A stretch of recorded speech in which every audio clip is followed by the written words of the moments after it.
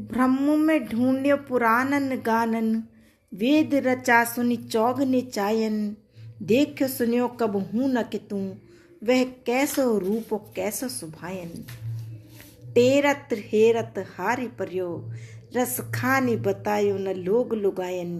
देखो दुर्वय कुंज कुटीर में, बैठो पलोटत राधिका पायन।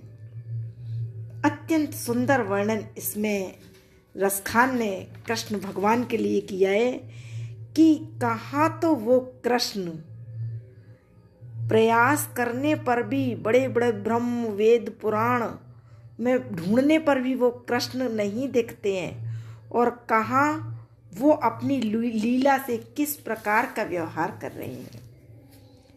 तो रसखान कहते हैं कि ब्रह्मा में ढूंढ्यो पुराणन गानन, वेद रचा सुनि चौगने चायन, कि उन कृष्ण को मैंने वेदों में ढूंढा। कुछ लोग पुराणों का पाठ करके गाकर अत्यंत उत्साहपूर्वक वेद की ऋचाओं का उच्चारण करके उन कृष्ण को प्राप्त करने का प्रयास करते हैं, लेकिन देखियो सुनियो कब हूँ न कि तू, लेकिन न कोई उनको देख पाता है, न उनकी वाणी सुन पाता है। कैसो स्वरूप और कैसो सुभायन, कैसा उनका स्वरूप है और कैसा उनका स्वभाव है। तो टेरत हेरत हारे पर्यो, रसखान बतायो न लोग लुगायन। तो रसखान कवि कहते हैं, मैंने उस अनंत परमेश्वर को पुकारा और खोजा, और टेरत हेरत हारि पर्यो, मैं प्रयास करते करते थक गया, लेकिन रसखान बतायो न लोग लुगायन। रसखान कवि कहते हैं कि किसी स्त्री पुरुष ने उसके विषय में कुछ नहीं बताया। और देखो दुर्यो वह कुंज कुटीर में राधि, बैठो पलोटत राधिका पायन। और देखा तो वही कृष्ण वृंदावन के कुंजों में कुटीर में राधिका के पैरों को दबाते हुए मिले। अर्थात कहने का अभिप्राय इसमें यह है कि ईश्वर सर्वोपरि है, वह किसी के अधीन नहीं है और वह कुछ भी करने में समर्थ है।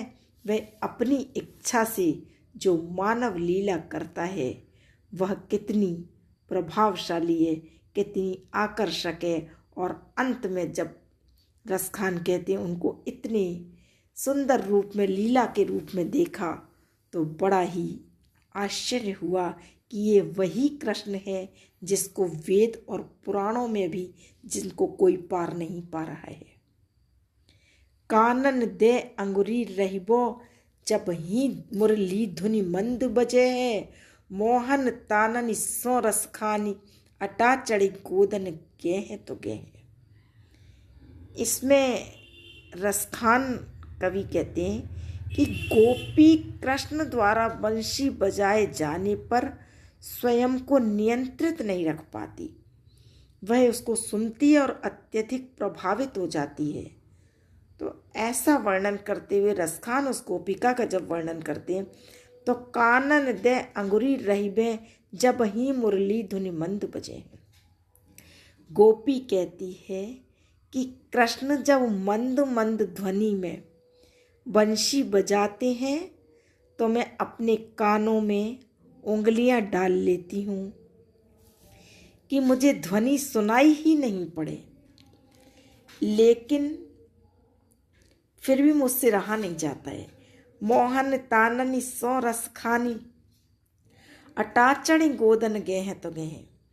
मैं अटारी पर चढ़ जाती हूँ और वंशी की सुंदर ताने सुनने लगती हूँ। और अटाचड़ी गोदन गए हैं तो गए। जब कृष्ण गायों के पीछे जंगल में जाते हैं तो मैं अटारी पर चढ़कर उनकी वंशी की ध्वनि सुनती हूँ। और तेरी कहो सिग रे ब्रज लोगनी, काली को कितनो समझे है, मायरी वा मुख की मुस्कानी, सम्हारी न जेह न जेह न जेह। और अब मैं अपनी इस विवशता के कारण ब्रज के सभी लोगों को बुलाकर एक दिन कह दूंगी कि मैं भविष्य में अब मुझे कोई कितना ही समझाए, काली को कितनो समझाए, कल कोई मुझे कितना भी समझाए, अर्थात भविष्य में मुझे कोई कितना ही समझाए, अर्थात कितना ही कहे कि इस वंशी को मत सुनो, किंतु मैं नहीं मानूंगी, क्योंकि मेरी व्यवस्था ये है कि मायरी वा मुख की मुस्कानी, सम्हारी न जेह न जेह न जेह, कि कृष्ण के उस मुख की सुंदर मुस्कान से मैं स्वयं को नहीं संभाल पाऊंगी। मेरे अंदर उनके प्रति आकर्षण उत्पन्न हो ही जाता है। जा दिन ते वह नंद कछोहरा, यावन धेनु चराए गयो है, मीठी तानिन गोधन गावत, बैन बजाए रिझाए गयो है। प्रस्तुत अवतरण में वंशी का गोपियों पर मनोहारी प्रभाव है। तो एक गोपी की स्थिति का वर्णन है इसमें। तो गोपी अपनी सखी से कहती है कि जा दिन ते वह नंद को छोरा, जिस दिन से वह नंद का छोरा यानी उसका नंद का लड़का कृष्ण यावन धेनु चराए गए हो, इस वन में गायें चरा कर गया है, और मीठी ताननी गोधन गावत बैन बजाए रिझाए गए, और गायें चराते हुए उसने वंशी पर जो मीठी तान सुनाई, तो मेरा मन उस पर पूर्ण रूप से रीझ गया है, आकृष्ट हो गया है। वादिन ते कछु टोनो भयो, रस खान हिये में समाये गयो है। उस दिन से मेरे हृदय में कुछ ऐसा मानो जादू हो गया है कि वह मेरे हृदय में पूर्ण रूप से समा गया है, अर्थात मैं अपना मन वशीभूत नहीं कर पाती हूँ। और को न काहू की कानी करे, मुझे तो ऐसा लगता है कि कोई भी, कानी माने मर्यादा, कोई किसी की मर्यादा नहीं मानता, क्योंकि मुझे ऐसा लगता है शीघ्रो ब्रज बीज वीर बिकाए गए हैं, मानो सारा ब्रज ही बिक गया है। कहने का अभिप्राय ये कि गोपी सखी से कहना चाहती है कि मैं उसके प्रभाव से इतनी परवश हो गई हूँ कि मुझे ऐसा लगता है मानो ब्रज के सभी लोग उससे ऐसे प्रभावित हो गए जैसे ब्रज के सभी मानो उनके हाथों बिक ही गए हों।